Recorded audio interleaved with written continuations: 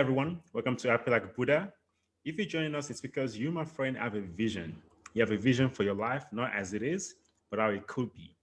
And our goal is to help you gain the skills from the simple to the seemingly impossible. And the guests that we bring on are the people that I truly believe have the insights and knowledge to help you convert your ideas into concrete reality. And that transformation is what this podcast is really about, which brings me to my next guest.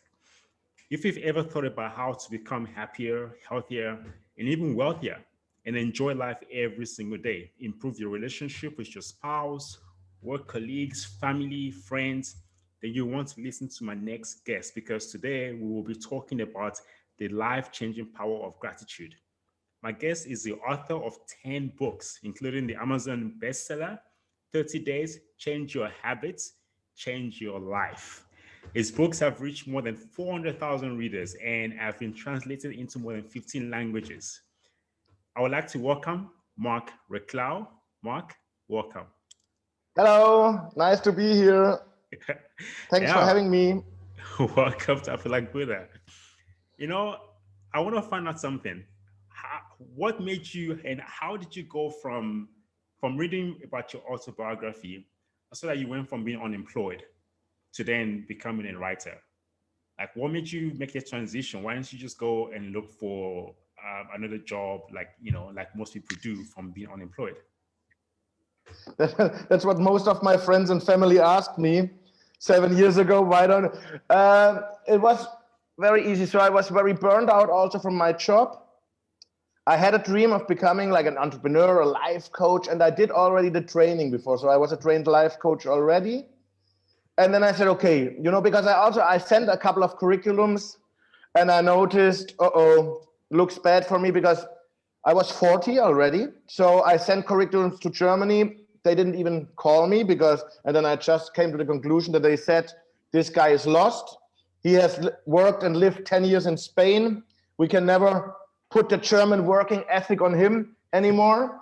And then when I applied in Spain, I got offers that were worse than 10 years before when I was started working in Spain. So that for me was one reason more to say, okay, I'm going to try it. Yeah, I'm going to try to open coaching business. I studied marketing. How can I get clients, right? How to get clients. And I always wanted to write a book because during that time, before I was fired, I got aware of something that in personal development, and you know it, if you read many books about it, it's always the same exercises coming back. Goal setting, gratitude, but nobody does it. But the ones who do it, they actually become successful. So I said, there's something here. And then I started writing my book, 30 Days, which was actually a collection of these exercises that I knew that worked. During the writing process, I was doing those exercises because I was jobless. So I had all the time in the world. So my most important excuse, which we all have, I don't have time. Oof, this horrible excuse, that excuses us from everything. I didn't have it anymore because I had all the time in the world. I wanted to build something in 2 years because in Europe, when you get fired, you get a little bit of jobless money every month. I had saving also. So I knew I could practically continue my lifestyle for 2 more years. So in 2 years, I have to create something. And I said, okay, in these 2 years where the money comes still automatically from the state, best time to write a book because I don't have this pressure to go out and look for clients every day. And then I wrote the book, published it on Amazon, nothing happened. That's normal because if you don't do anything, nothing happens. And then I just started more looking into marketing and everything and just didn't give up. And half a year after the publishing of the book, I got on a newsletter, BookBub. It's like a life-changing newsletter for authors because when you get up there, you usually get many downloads and you go up in Amazon like a rocket and in the top position. And that's what I did. And then it started. I could actually suddenly start earning money with my books. And what also happens when you write a book, I think it happens to most of us, it's really when you're in the last chapters of your first book, you're already thinking about the next book. So that's how I became a writer. I didn't even consider myself a writer for a long time until I had sold over 20,000 books and had already written like 5. And then I said, well, and if most of the money comes in also by selling books, so I guess I'm a writer now, right? Because I didn't think about it before. And then it's just continued. And what I always did was these habits, I keep continuously doing these habits I'm writing about because I know they work. So I just keep doing so. I'm setting new goals. I'm working every day. I get rejected a lot, so I know I have to overcome rejection many times to get accepted once. And all this, and also what we talk about today, the power of gratitude. So the gratitude, when I got aware of the power of gratitude, this is when I'm stepped up another level, I think. And that's why I always write and say it's probably the most important ingredient to my success, because everything else was in place, but still there was not a breakthrough. But when I started being grateful every day for everything I have, not complaining about everything I don't have, and really made this gratitude a habit, like writing down every day 3 things that I'm grateful for. You know, I'm eating, I have a roof over my head, I'm doing what I want. With time, it changes your brain, and that's scientifically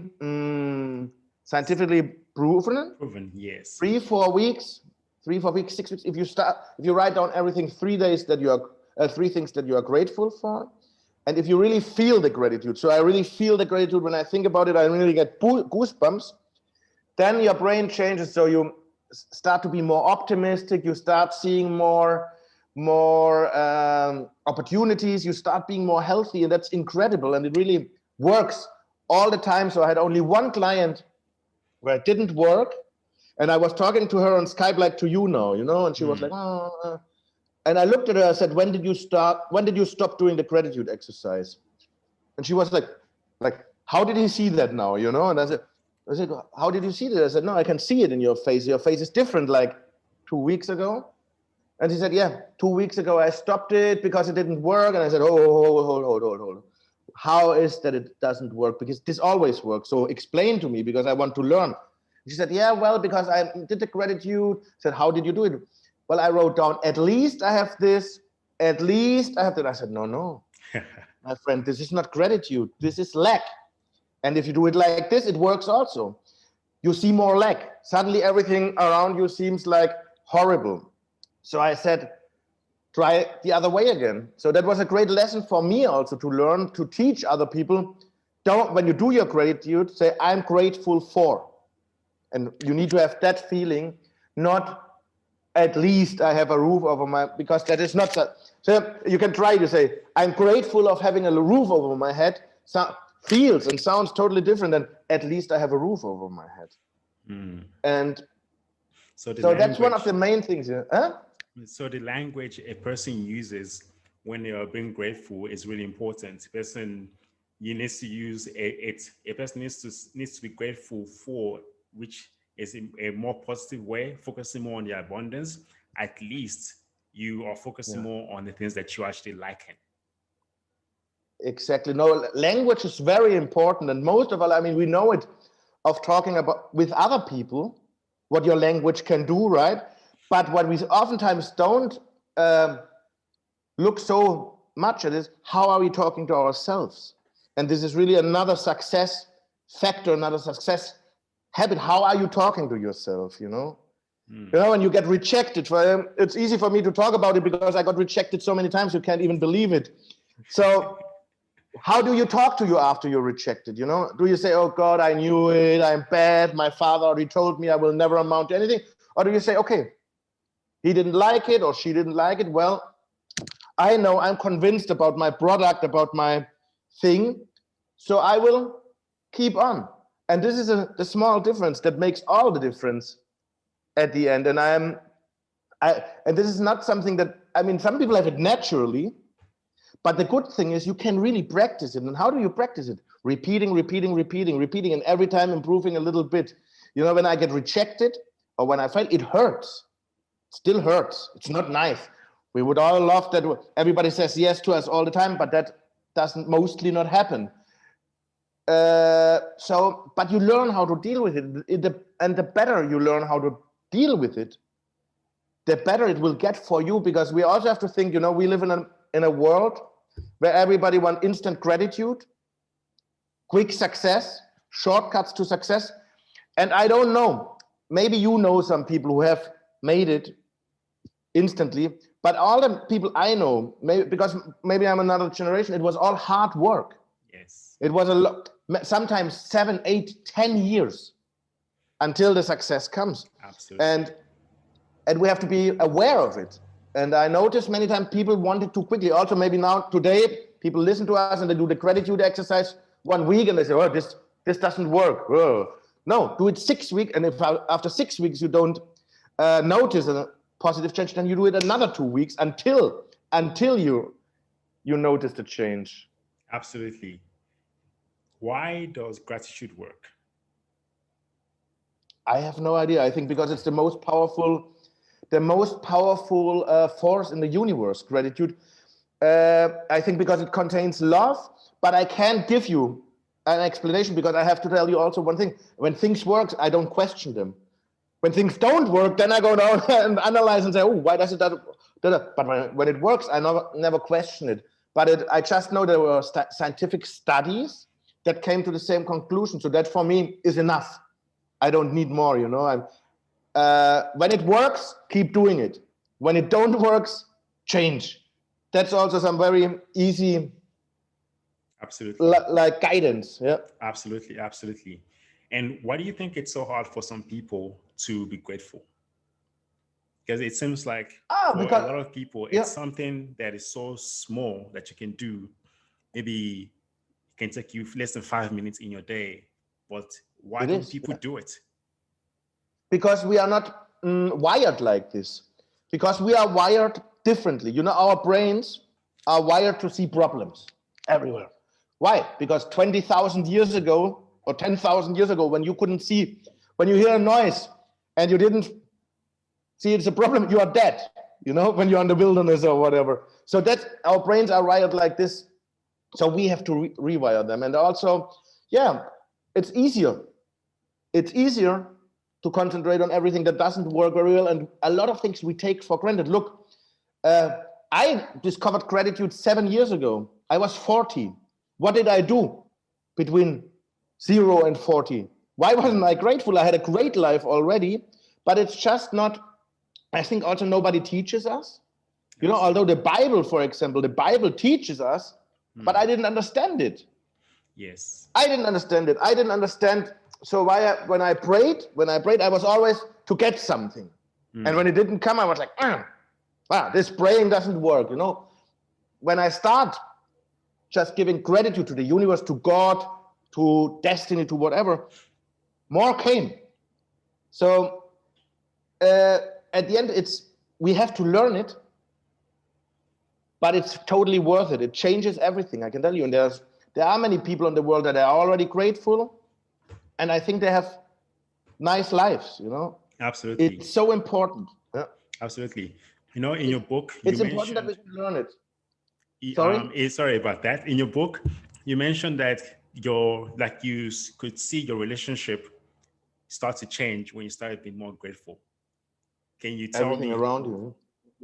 What gratitude, how it helped you change your relationship with the people around you? No, I can tell you the other way around. Yes. When does relationships go bad? When we don't appreciate them anymore. When we take them for granted. When we take our friends for granted. When we take our partner for granted. That's when it goes south. And then the other way around, it can also work. You have to appreciate. So when we appreciate our friends, there's no way the relationship can go bad, because we are so happy, even if we are not in the same opinion with them. When we are grateful for them, for having them, and maybe for having them also to balance us or to keep our feet on the ground, which also sometimes is good. It's not always bad. We need friends also. Although it's better the friends, let's say, when they push us, but real friends know it. Real friends know when they have to push us and when they have to say, okay, our best friends. No, so I maybe have 5 super friends, and they keep me on the ground when I'm going a little bit crazy. Mm-hmm. But when I'm sad, then they remind me of my greatness and say, hey, yeah, you always did it. Come on, you will do it. And that's the nice thing. So when we appreciate, everything grows. Absolutely. So those are the both ways. And I can tell you, because I'm divorced, sometimes you know all these things, yes. and it's still difficult to practice them.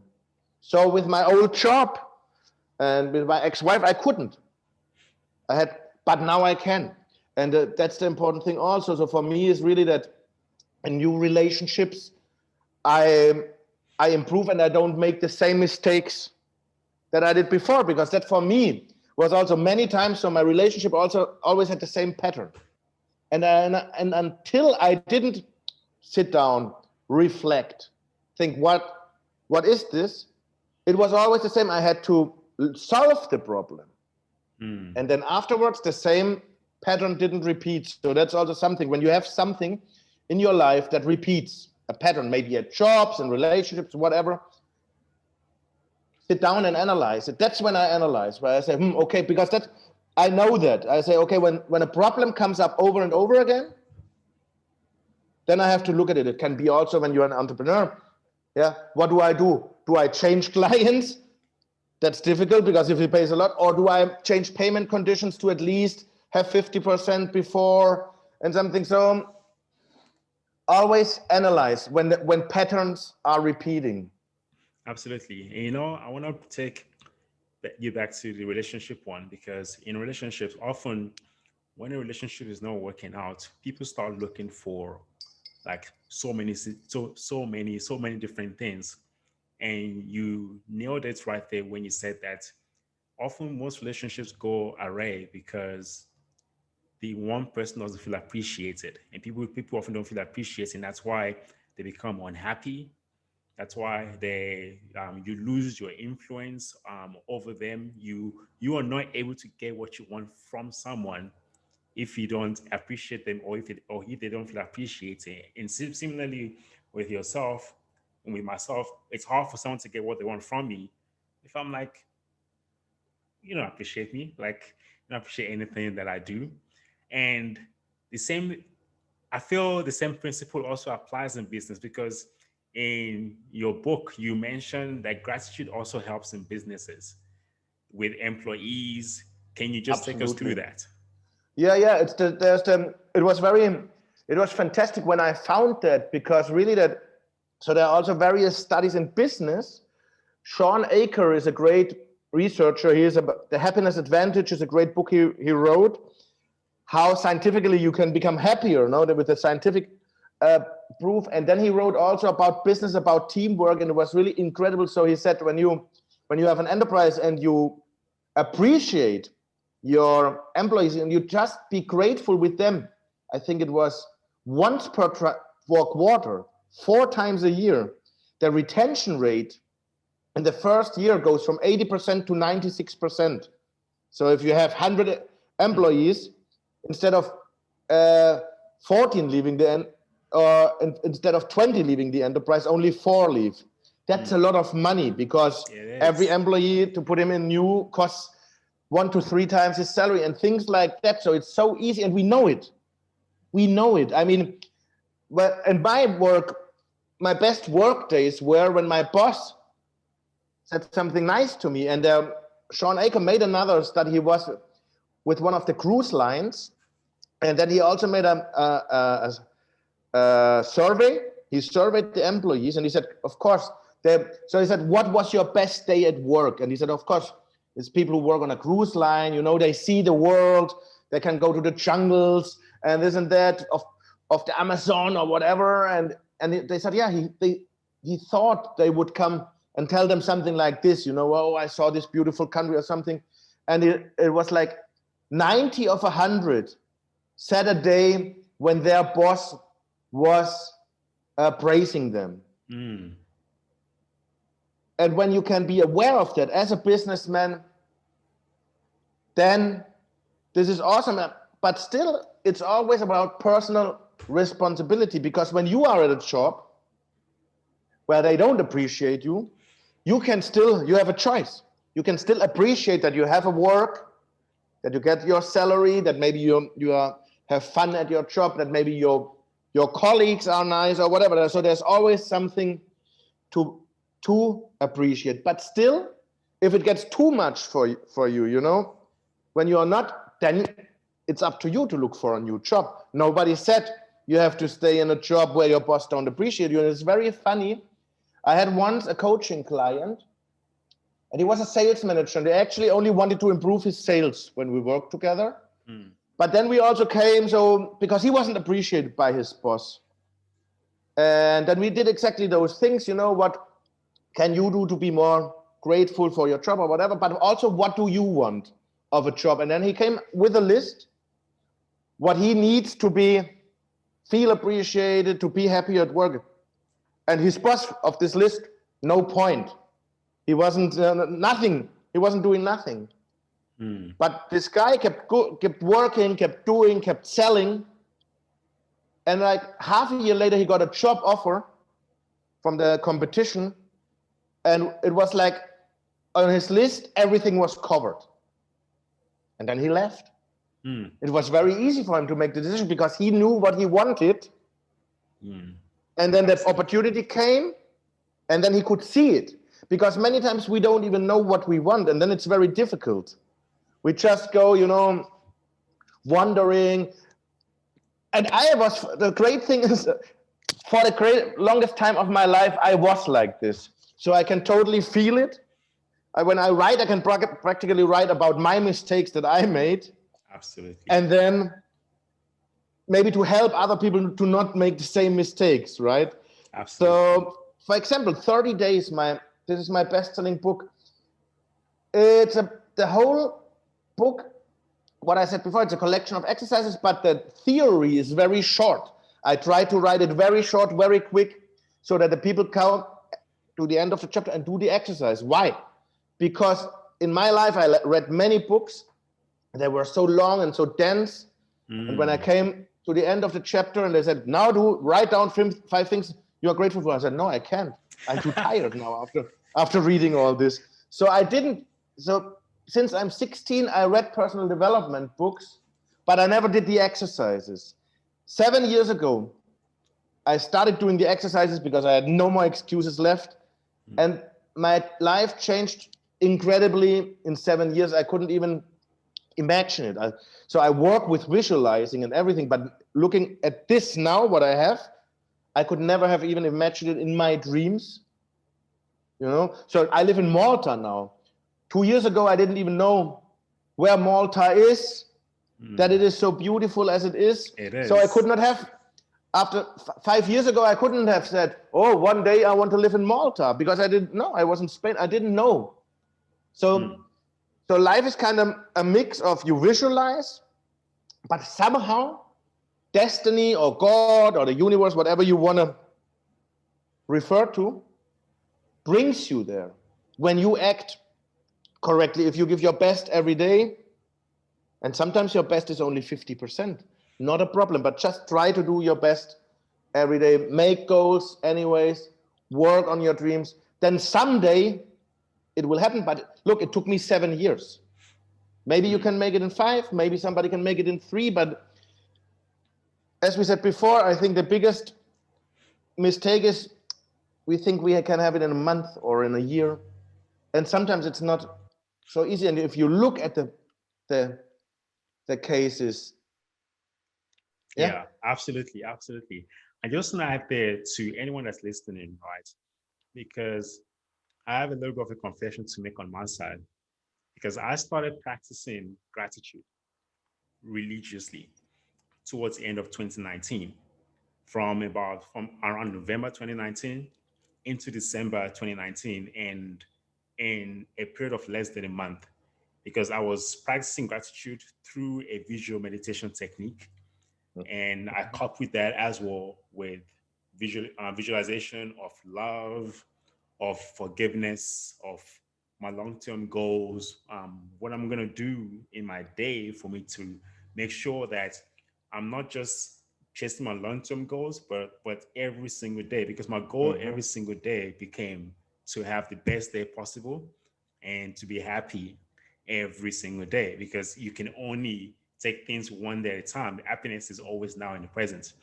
And also just believing that I had whatever it was inside of me for me to go from where I was to accomplish those longer term goals, and to do the things that I needed to do in a particular day to be happy. So for me, practicing gratitude, I felt was the biggest part. And within a month, I saw the results. Like, I saw my life start to change. 2020 was probably the worst year for a lot of people, but for me personally, in my all 35 years of being alive, 2020 was the best year that I ever had. So, you know, so it's, I feel, so I just want to just make people aware that you can get to that place where you want to be, but you have to set happiness as a goal. And the fastest way for you to turn your thinking from negative to positive is with regards to practice. Absolute. Yeah. And it's very funny because for me, 2020 was also my best year in my life. I love it. And I know many people. I mean, I hope soon it will be better for everybody again. Yes. But that's also what it is. So really, we create our own reality. Absolutely. I lived in a bubble. You know, I lived in a bubble. I'm sure you lived also in a bubble. Yes. I get it. Yeah. And it's incredible. Look, so for example, for me, last March, I was in Spain, and they put a hard lockdown on us. We couldn't go out in 6 weeks just for shopping, grocery shopping. So that was very hard of me, because happiness, I also know about happiness, and I know exercise is very important for happiness, walks. So they took it all away from us, let's see it like that. And then I decided to leave Spain and move to Malta, because I was checking the politics of COVID also worldwide. And I saw from the beginning that the Prime Minister of Malta, he had a very good way between safety, but still he said, we still have to live. We can't stop living. And now, again, so long time later, I live on this beautiful island, and we can pretty much do everything we want. We are all very responsible. We follow the rules, but businesses are open. Malta, and this is incredible, in December 20, the retail grew 4% to 2019. I mean, that's like incredible, because it's the same thing. In 2020, everything crashed. So what I wanted to say is, you live in your bubble, because now suddenly I live in a country where can I live how I want. Absolutely. Because when you do the gratitude, you get ideas, everything, and then you also have to act. And the best phrase that I learned in 2020, one of the best, because I learned many, but which was for me deciding, is, if you don't like the menu, change the restaurant. It's so simple, but it's really like it, because there are so many people, they don't like the menu and they go to the same restaurant all day and complain, instead of just going to the next restaurant next door. And that can also bring you happiness, because complaining. Basically, if something is not working for you, try something else that exactly works. And because complaining is the opposite of happiness. Complaining will, on the opposite of gratitude, it will make you more and more unhappy during time. Absolutely. Okay. If people focus more on the good, they see more good. If they focus more on the negative, you see more negative, because absolutely. Yeah. Because it's a self-fulfilling prophecy, where when you think negative thoughts, it just makes you a negative person. When you have positive thoughts, it makes you a positive person. When you steal, it makes you a stealer. When you are happy, it makes you a happy person. So it's, you basically define what it is that what you want to be by your actions. Exactly. What you concentrate on. You remember this old, I always said, if you want to buy a new car, a red Golf. I always say red Golf, Volkswagen or whatever, or red Hyundai. Suddenly you see it everywhere when you walk through a city. It feels like the whole city now drives that car. And before you didn't notice it. And it's exactly because of that, because you focus on it. Absolutely. And that's how it works with happiness, with gratitude, and unfortunately also with complain and with feeling negative when you are sad. It's okay to be sad. Every emotion has its place.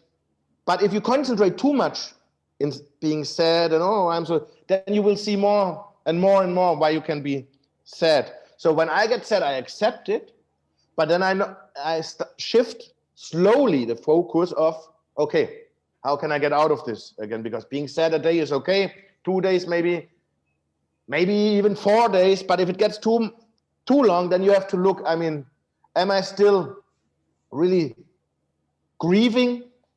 Or am I actually nourishing something? Do I actually get addicted to the emotion because it makes me somehow feel good? Maybe some more people, that people care more about me, and things like that. So yes, absolutely. So all the emotions have their place, but you can also get out of the emotions. And of course, happy like Buddha. Happiness is the nicest, but I can tell you, for me, not all days are happy. But if I get to 300 a year, I'm good. It's a spectacular year, Then you have a couple of neutral days, and then you have a couple of sad days. And then I sit on my sofa and I'm like, okay, so now what I'm gonna do? Do I just gonna be sad the whole day? This is an option, or I could go for a walk, because I know if I walk for an hour, so many things are happening in my brain with the hormones. I will surely feel better. Or do I do gratitude? Gratitude again brings you the quickest way, but no, today I don't want to be grateful. I want to be grumpy. Okay, well, but like this, and like this, you manage it, and you see that it's your choice. It's not like sadness overcomes you and then you don't know what to do and you have to wait until sadness goes. No, it's like, no, okay, let me analyze it a little bit. And what can I do? And sometimes I choose to be sad for a day on the couch and do nothing, and it's okay. Yes. But then the next day is a new day. Absolutely. Thank you so much, Marc. I really appreciate you coming to Untitled Chapter and being a guest. Guys, if you want to work with Marc directly, you can contact him on his websites, www.marcreklau.com. I'm going to include the link below in the description.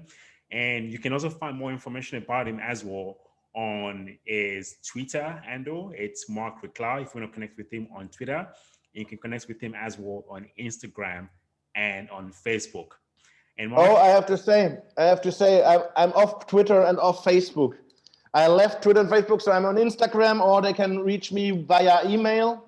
I try to always answer every mail. I usually answer every mail. If I don't answer in 2 days, hit me again. Sometimes I lose the mail or whatever. But yeah, you see, we also, last week we were communicating and now we're already talking. Exactly.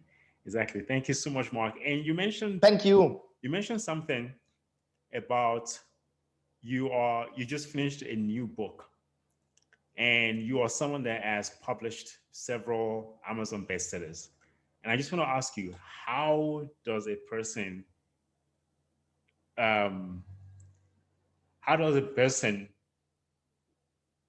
create an Amazon bestseller? Oh, yeah, first you have to write a good book, pretty good book. And then it's just a work. So for me, there's also, it was 6 months it took me, over and over and trying again, the best is, for example, for an author also to have an email list. Many people say, oh, okay, now I have my book ready. Should I start an email list now? No, you should have started the email list half a year ago when you were still writing your book, but it's still okay. And then you do it, promotional sites and everything, and then you just push until you make it. So for me nowadays, it's a little bit more easier because I have an email list of 20,000 in the US. I have 5,000 in Spain, and usually if I put out a book and I tell my followers to buy it, they buy enough to make it a a bestseller. You also don't need so many books to become a bestseller. It's also not so important because it's the same thing. So the bestseller is nice, but it's really even nicer to become a long seller. So to write a book that practically 5 years from now will still be selling. That's the fun. And if it doesn't work at first, for me it was also because many people think you need one book and then that's done. You can live off that. Very few people can. The important thing is that you write more books, and then now I have 10 books, and then I have 10 in Spanish, 6 in German, so that's 26 books. That already can give you a good lifestyle because it's 26 products. If every book just sells $10 a day, that's $260 a day. So that's already, and then you have audio books and other stuff. So the basic thing is you have to write a good book, and then you have to market the heck out of it. And I wrote this book, Rich Author, Poor Author. That's your latest book. Yeah, which is it's like 50 things that successful authors do differently from unsuccessful authors, because I was a poor, I'm saying like as unsuccessful, but the title is like from Rich Dad, Poor Dad, right? It comes, so it's a nice title to make it clear the difference between, because it's about mindsets. Successful authors have different mindset than unsuccessful authors. And I analyzed it because I was a poor author for many years. And now I'm doing a little bit better. And it's like, what did I change? So in my books, many times I can go, what did I change? And then try to bring it or generalize it more or less. Of course, I watched other authors that are successful. And I said, oh, they're doing the same things. They're doing this, they're doing this, they're doing this. And then I saw authors that are not successful, and they do also the same things. They think, for example, it's a very important thing. So we successful authors, we often do free promotions because we know that I probably know that every reader for me is worth $20.